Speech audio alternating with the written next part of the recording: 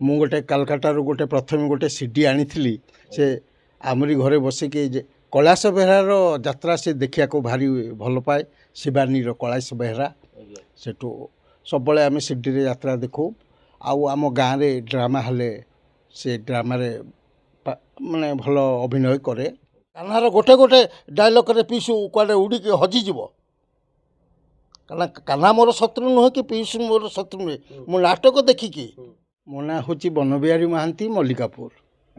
ଯାଜପୁର ମଲ୍ଲିକାପୁର ଯାଜପୁର ମଲ୍ଲିକାପୁର। ଶୁଣିବାକୁ ମିଳେ ଯେ ଯେଉଁ ଆମ ଯାତ୍ରା କଳାକାର ଯେଉଁ ଅଛନ୍ତି କାହ୍ନା, ସିଏ ଆପଣଙ୍କ ସାଙ୍ଗରେ ବହୁତ ପରିଚିତ। ତ କ'ଣ ତାଙ୍କ ବିଷୟରେ କ'ଣ ଜାଣିଛନ୍ତି କହୁନାହାନ୍ତି ଟିକେ। କାହ୍ନା ହେଉଛି ଭଲ ପିଲା, ତାକୁ ନାତି ବୋଲି ଡାକେ। ତାଙ୍କ ବାପା ରବବାବୁ ଏଠି ଆର୍ଆଇ ଅଫିସରେ ସର୍ଭିସ୍ କରିଥିଲେ।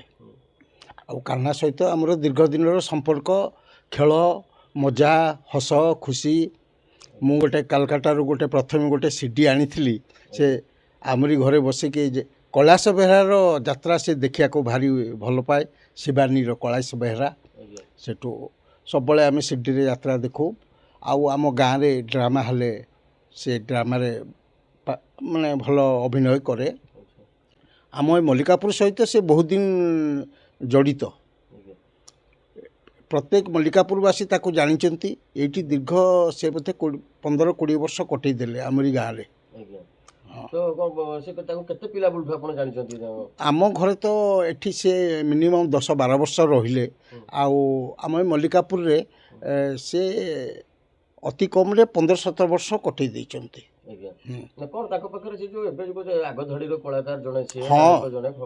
ତ ତାଙ୍କର କ'ଣ ପିଲା ବେଳଠୁ ଜଣା ପଡ଼ୁଥିଲା ତାଙ୍କ ପାଖରେ ଏମିତି କଳା ପ୍ରତିଭା ଅଛି ବୋଲି? କିଛି ନୁହେଁ, ପିଲାଟା ଦେଖିବା ପାଇଁ ସୁନ୍ଦର ଥିଲା। ଆଉ ମୁଁ ବି ତାକୁ କେତେ ଥର କହିଛି, ମୁଁ କହିଲି କାହିଁ ବସିବୁ, ତୁ ଗୋଟେ ଅପେରା ଫପେରାକୁ ଯା। ଆଉ ସେ ପ୍ରଥମେ ଆମରି ଘରେ ରହିଲା ବେଳେ ସେ ଯାତ୍ରା ଅନୁଷ୍ଠାନକୁ ଯାଇଥିଲା। ହଁ, ଆଉ ଆମ ସାଇ ଡ୍ରାମାରେ ସେ ଭଲ ଅଭିନୟ କରେ। ଆଉ ଆଗରୁ ମଧ୍ୟ କହିଛନ୍ତି ଜଣେ ଗୁରୁଚରଣ ମହାନ୍ତି ଏଠି ଥିଲେ, ହଁ ଗୁରୁ ବୋଲି ସେ କହିଛନ୍ତି। ହଁ ହଁ, ଆମର ଟୁନା ଭାଇ ତାକୁ ଡାକନ୍ତି, ଆମର ଆମ ବଂଶର ସିଏ। ହଁ, ତେଣୁ ସିଏ ସେଇ ଟୁନା ଭାଇଙ୍କର ମାନେ ଆଶୀର୍ବାଦ ହଉ ବା ତାଙ୍କର ନିର୍ଦ୍ଦେଶନା ହଉ, ତାକୁ ଫଳପ୍ରଦ ସେ କରିଛି ଆଉ ନିଶ୍ଚିନ୍ତ ଭାବରେ। ଆଉ ତାର ଛୁଆଟି ବେଳୁ ଏ କଳା ପ୍ରତି ତାର ଗୋଟେ ଆଗ୍ରହ ଥିଲା। ହଁ, ସେ ସବୁବେଳେ କହେ ମୁଁ ଡ୍ରାମା କରିବି। ତେଣୁ ସେ ଆମ ସାଇ ଡ୍ରାମାରେ ଡ୍ରାମା କରେ। କି ଦୀର୍ଘ ଦିନ କଲା ପରେ ମୋତେ ସେ ଦାଦା ଡାକେ, କହିଲା ଦାଦା ମୁଁ ଏଥର ଗୋଟେ ଭିଲିଆନ୍ ରୋଲ୍ କରିବି। ସେ ବି ବୋଧହୁଏ ସେଇଟା ତାର ଲାଷ୍ଟ ଅବଶ୍ୟ ନୁହଁ, ତାପରେ ପରେ ଲାଷ୍ଟ ହେଲା। ସେ ସେଥିରେ କିନ୍ତୁ ଭିଲିଆନ୍ ରୋଲ୍ କରିଥିଲା। ସେ ତା ନିଜେ କହିଲା ମୁଁ ଜଟ ରଖିବି, ଏଇଟା କରିବି, ସେଇଟା ତାର ନିଜେ ପେଣ୍ଟିଂଟା ସିଏ ତାର ନିଜେ ମାନେ ସିଲେକ୍ସନ୍ କଲା। ଆଉ ବଢ଼ିଆ ଉଚ୍ଚ କୋଟିର ସେ ଭିଲିଆନ୍ ରୋଲ୍ କରିଥିଲା। ହଁ ହଁ, ବହୁତ ବଢ଼ିଆ। ହଁ, ସେ ଏଇଠି ପଢ଼ୁଥିଲା, ସ୍କୁଲରେ ପଢ଼ୁଥିଲା, ଏଇଠି ରହୁଥିଲା। ଛୁଆଙ୍କ ସାଙ୍ଗେ ଫିଷ୍ଟ କରିବା, ଖାଇବା, ବୁଲିବା। ଆପଣଙ୍କ ସାଙ୍ଗରେ ସେ ପୁରା ପାରିବାରିକ ଜଡ଼ିତ? ପୁରା ଜଡ଼ିତ। ଇଏ ମୋର ଗୋଟେ ମନେ ପଡ଼େ, ରବବାବୁ ଗୋଟେ ସ୍କୁଟର କିଣିଥିଲେ। ସେ ସ୍କୁଟର ତାକୁ ଦେବେନି, ମାନେ କେଉଁଠି ଭାଙ୍ଗିଦେବ, କଚାଡ଼ିଦେବ। ମୁଁ କାଲକାଟାରୁ ଆସିଥାଏ, ମୋତେ କହିଲା ସାନ୍ତ ବାପାଙ୍କୁ କୁହ ତୁମର କାମ ଅଛି ବୋଲି ଆମେ ଦିଅ, ମୁଁ ନେଇକି ଯିବି। ସେଠୁ ମୁଁ କହିଲି, ସେଠୁ ତାଙ୍କ ବାପା କହିଲେ କିଏ ଚଲେଇବ? ମୁଁ କହିଲି ମୁଁ ଡ୍ରାଇଭର ଦେଖିବି ଆଉ। ସେଠୁ କାହ୍ନା ମୋତେ ନେଇକି ଯାଇଥିଲା ଧୂସୁରୀ, ସାହସପୁର ନେଇକି ଯାଇଥିଲା। କିନ୍ତୁ ଏମିତି ବାଟରେ ଯାଉ ଆସିଲା ବେଳକୁ ବର୍ଷା ହେଲା। ଆମେ କାଦୁଅରେ ସେ ଗାଡ଼ିକି ରଖିକି ହଇରାଣ ହେଲୁ। ନା, ବହୁତ ବାଟ ପେଲିକା କାଦୁଅ ଚକଫକରେ ଲାଗିଲା, ଧରିକି ଆସିଲୁ। ଆଉ କାହ୍ନା ସହିତ ଆମର ଗୋଟେ ବ୍ୟକ୍ତିଗତ ଭଲ ସମ୍ପର୍କ, ଗୋଟେ ପାରିବାରିକ ସମ୍ପର୍କ। ଖାଇବା, ହସ ମଜା, ଖେଳ। ଆମ ସାହିରେ ସେ ତାକୁ ସମସ୍ତେ ନିଜ ଲୋକ ବୋଲି ଭାବନ୍ତି, ଘର ଲୋକ, ସାହି ଲୋକ ବୋଲି।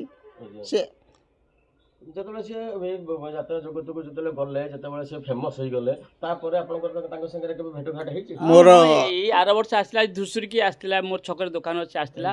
ଆଉ ଆମ ଝିଅ ସହିତ ଦେଖା ହେଲା, କଥାବାର୍ତ୍ତା ହେଲା। କହିଲା ଆମ ଝିଅ ମାମାଲି ତାକୁ କହିଲା, କାହ୍ନା କହିଲା ମାମାଲି ତୋତେ ଭୁଲି ପାରିବି?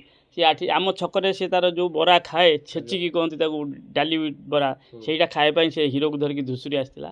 ଆସି ସମସ୍ତଙ୍କୁ ଭେଟିଲା, ମୋତେ ବି ଦୋକାନ ଯାଇ ଜୁହାର ହେଇକି ଭେଟିଲା, ଭେଟିକି ସମସ୍ତଙ୍କୁ ଯାଇଛି।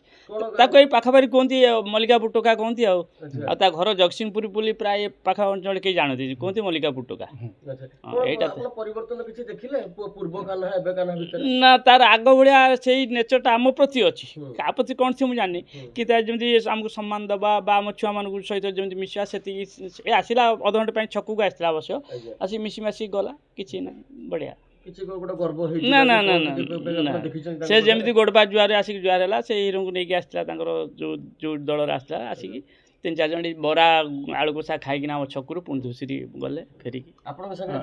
ମୋ ସାଙ୍ଗରେ ଥରେ ଭେଟ ହେଇଥିଲା ସୁକିନ୍ଦା ହାତୀବାଡ଼ିରେ। ମୋ ଶ୍ୱଶୁର ଘରେ ମୁଁ ଥାଏ, ଖବର ପାଇଲି ଯେ ଶିବାନୀର ପାର୍ଟି ପଡ଼ିଛି ହାତୀବାଡ଼ିରେ ଆଉ କାହ୍ନା ଅଛି। ସେଠୁ ସେ ହାତୀବାଡ଼ିରେ ଦିଲୁ ସାର୍ଙ୍କ ଘରେ କାହ୍ନା ଆଉ ଟିକି ଥିଲେ। ମୁଁ ଦିନ 12ଟା-1 ବେଳେ ଜଣକୁ ନେଇକି ଗଲି। ଗଲା ପରେ ତାଙ୍କର ସେଦିନ ତାଙ୍କର ସେଇ ହାତୀବାଡ଼ିରେ ଗୋଟେ ଜାଗାରେ ଫିଷ୍ଟ ହେଉଥିଲା। ଆଉ ତାଙ୍କ ପାଖରେ ଯେଉଁ ପିଲାଟି ରହେ ସବୁ କାମ ଦାମ କରିବା ପାଇଁ, ବୁଝାସୁଝା କରିବା ପାଇଁ, ସେ ପିଲା ଦୌଡ଼ିକି ଯାଇ କହିଲା ଆପଣଙ୍କୁ କିଏ ଆସିକି ଖୋଜୁଛନ୍ତି।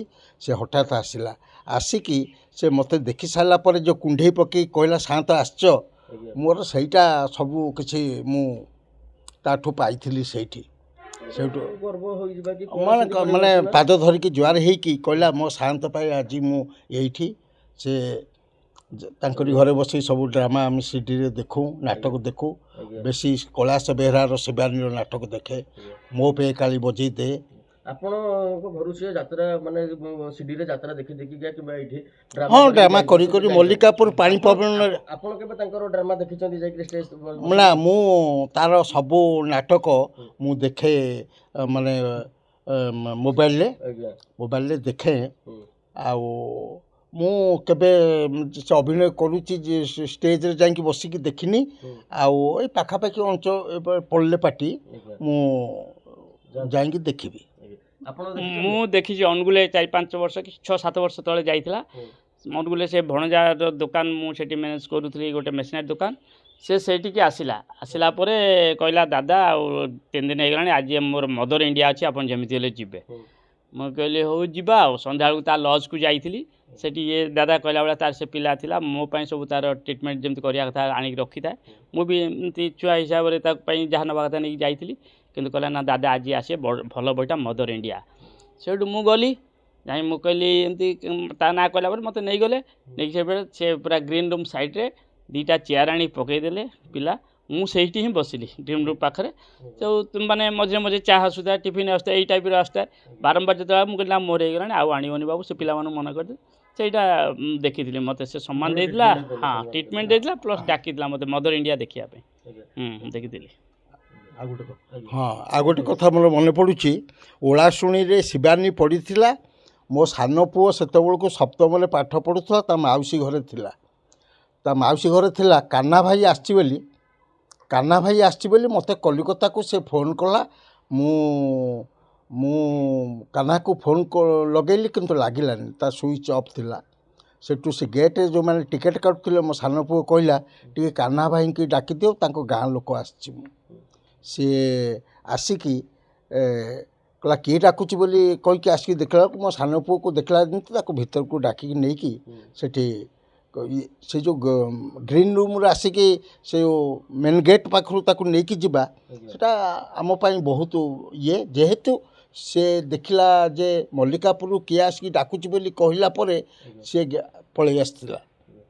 ସାର୍ ଯଦି ଦେଖିବା କାହ୍ନଙ୍କ ନାଁରେ ବିଭିନ୍ନ ସମୟରେ ବିଭିନ୍ନ ପ୍ରକାର ଗୋଟେ ଆସିଛି ଅଭିଯୋଗ ଆସେ ତାଙ୍କ ନାଁରେ, ତ ତାକୁ ଆପଣ କେମିତି ଦେଖନ୍ତି? ନା, ସେ ଅଭିଯୋଗଟା ମୁଁ ଏପର୍ଯ୍ୟନ୍ତ ସତରେ ଶୁଣିନି, କାହିଁ ମିଛ କହିବି। କ'ଣ ଅଭିଯୋଗ ଆସିଛି ମୁଁ ଜାଣିନି। ଡାଇଲଗ୍ ବି ମନରୁ କହିଥାନ୍ତି, ସେଇଟା ଯଦି ତିକ୍ତତା ସୃଷ୍ଟି କରିବ ସେଟା ଅଲଗା କଥା, ସେଟାକୁ ଆମେ କିଛି କହିପାରିବୁନି। ସିଂହବାହିନୀ ମାଲିକ ଏଇ ଯେଉଁ ସଞ୍ଜୀବ ପାଢ଼ୀ ଗୋଟେ ଆଦୌ ମୋ ଇଏରେ ମୁଁ ଦେଖୁଛି ସେ ଭଲ ଲୋକ ନୁହନ୍ତି। ସେ ଯାହା କାହ୍ନା କହିଛି ଆମର ଚିଙ୍ଗୁଡ଼ି ବେପାରୀ, ସେ ଗୋଟେ ପୋଖତ ଚିଙ୍ଗୁଡ଼ି ବେପାରୀ। ମାନେ କାହିଁକି ଲାଗୁଛି, କାହ୍ନାକୁ ଯେଉଁ ପ୍ରତିଶ୍ରୁତି ଦେଇକି ନେଇଥିଲା ବର୍ଷେ 2 ବର୍ଷ ନାଟକ କରିସାରିଲା ପରେ କାହ୍ନା ପ୍ରତି ସେ ବ୍ୟବହାର ସେ ରଖିଲାନି। ସେ ସବୁବେଳେ ସେ ପିୟୁଷ ଗୋଡ଼ଉଛି। ପିୟୁଷର କ'ଣ ଗୋଟେ ହଁ ପିୟୁଷ ଗୋଡ଼ଉଛି। ଆଉ ମୁଁ ତ ଯାତ୍ରା ଦେଖେ, ଛୋଟବେଳେ ଯାତ୍ରା ଦେଖେ। ସୁବାସ ବେହେରା ଆଠୁ ଆରମ୍ଭ କରିକି ମୋତେ 2ଟା ଯାତ୍ରା କଳା କରାଇଥିଲି ମୋ ଆଖି ଆଗକୁ ଆସିଛନ୍ତି। ଗୋଟେ ହେଉଛି କାହ୍ନା ସ୍ୱାଇଁ, ଆଉ ଗୋଟେ ହେଉଛି ମୁନୁ ପଣ୍ଡା। ମୁନୁ ପଣ୍ଡା ଏଠି ଯାତ୍ରା ଜଗତରେ ମୋ ଦେଖିବା ହିସାବରେ ସବୁଠୁ ଉଚ୍ଚ କୋଟିର ଅଭିନୟ କରିଚାଲିଛି ବର୍ତ୍ତମାନ। ଆଗକୁ ବହୁତ ଫ୍ୟୁଚର୍ ଅଛି। ଆପଣ କ'ଣ କହୁଛନ୍ତି ପିୟୁଷ ଆଉ କାହ୍ନାଙ୍କ ଭିତରେ କିଏ ଭଲ ଏ କଳାକାର? ଶୁଣ, କାହ୍ନାର ଜଟୁକୁ ପିୟୁଷ ସରି ନୁହେଁ। ଖାଲି 6 ଫୁଟିଆ ଟୋକା ହେଲେ କ'ଣ ହେବ? ବୁଝିଲୁ, ତାକୁ କାହିଁକି ଏତେ ଟଙ୍କା ଦେଇକି ଲୋକ ନେଉଛନ୍ତି? ତା ପାଖରେ କ'ଣ ଅଛି? କାହ୍ନାର ଗୋଟେ ଗୋଟେ ଡାଇଲଗ୍ରେ ପିୟୁଷ କୁଆଡ଼େ ଉଡ଼ିକି ହଜିଯିବ। କାରଣ କାହ୍ନା ମୋର ଶତ୍ରୁ ନୁହେଁ କି ପିୟୁଷ ମୋର ଶତ୍ରୁ ନୁହେଁ। ମୁଁ ନାଟକ ଦେଖିକି ୟାର ଷ୍ଟେଜ୍ ଫିଟିଂ, ୟାର ବଡ଼ିର ଇଏ ଦେଖନ୍ତୁ ପିୟୁଷ ପାଖରେ କ'ଣ ଅଛି। କଳାକାର ହିସାବରେ କାହ୍ନା ବହୁତ ଭଲ ନା? ଓ ବହୁତ ଉଚ୍ଚ କୋଟିର ମୁନୁ ପଣ୍ଡା ବି ବହୁତ ଉଚ୍ଚ କୋଟିର। ସୁବାସ ବେହେରା ବି ଭଲ ନାଟକ କରନ୍ତି। ଆଉ ସୁବାସ ବେହେରା ଭଲ ନାଟକ କରନ୍ତି। ସୁରେଶ ପଣ୍ଡା ଭଲ ନାଟକ କରନ୍ତି। ବର୍ତ୍ତମାନ ଅଭିନୟ ଦେଖିବାରେ ମୁନୁ ପଣ୍ଡା ଆଉ କାହ୍ନା ମୋ ଆଖି ଆଗରେ 2ଟା ଆସୁଛନ୍ତି। ଆଉ ଏବେ ସମସ୍ତେ କହୁଛନ୍ତି ଯେ ଇଏ ଭାଇରାଲ ବୟ ବୋଲି ପିୟୁଷକୁ କହୁଛନ୍ତି। ଆପଣ କ'ଣ ନିନ୍ଦା କରୁଛନ୍ତି ମୁଁ ଜାଣିପାରୁନି। ଭାଇରାଲ ବୟ କ'ଣ କାହିଁ କୁହାଯିବ? ସେ ପିୟୁଷ କ'ଣ ଅଭିନୟ କରୁନି? କିନ୍ତୁ କାହ୍ନା ପାଖରେ ପଡ଼ିବନି। ଇଏ 17 ହେଲେ କାହ୍ନା ହେବ 20। ଇଏ 17 ମାର୍କ ପାଇଲେ କାହ୍ନା 20 ମାର୍କ ପାଇବ। ଆପଣ ପିଲାଟି ବେଳଠୁ କାହ୍ନାକୁ ଦେଖିଛନ୍ତି? ପିଲାଟି ବେଳରୁ ଦେଖିବା କଥା ନୁହେଁ, ତାର ଯେଉଁ ଅଭିନୟ ଦେଖୁଛି ମୋତେ ବହୁତ ମୁଁ ଭାବେ ବୋଧେ ମା ଶାରଳା କି ସରସ୍ୱତୀ ତା କଣ୍ଠରେ ଅଛନ୍ତି। ସେ ଡାଇଲଗ୍ ଡେଲିଭରି କଲାବେଳେ ସେ ଡାଇଲଗ୍କୁ ବି ଅଧିକା ବାହାରୁ ଆଣିକି ପକାଇ ଦେଉଛି। ଲୋକ ଅଧିକାଂଶ ଦର୍ଶକ ବୁଝିପାରିବେନି। ନେଚୁରାଲ ସମୟକୁ ଦେଖିକି ସେ କହିଦେଉଛି ଡାଇଲଗ୍। ଆପଣ ଆମ ଚ୍ୟାନେଲ ମାଧ୍ୟମରେ କାହ୍ନାକୁ କ'ଣ ମେସେଜ ଦେବା ପାଇଁ ଚାହିଁବେ? କାହ୍ନାକୁ ମୁଁ ବହୁତ ଶୁଭେଚ୍ଛା ଜଣାଉଛି, ଆଶୀର୍ବାଦ ଜଣାଉଛି। ଏହି ରକମ ଆଗକୁ ମାଡ଼ି ଚାଲୁ। ଜୟ ଜଗନ୍ନାଥ।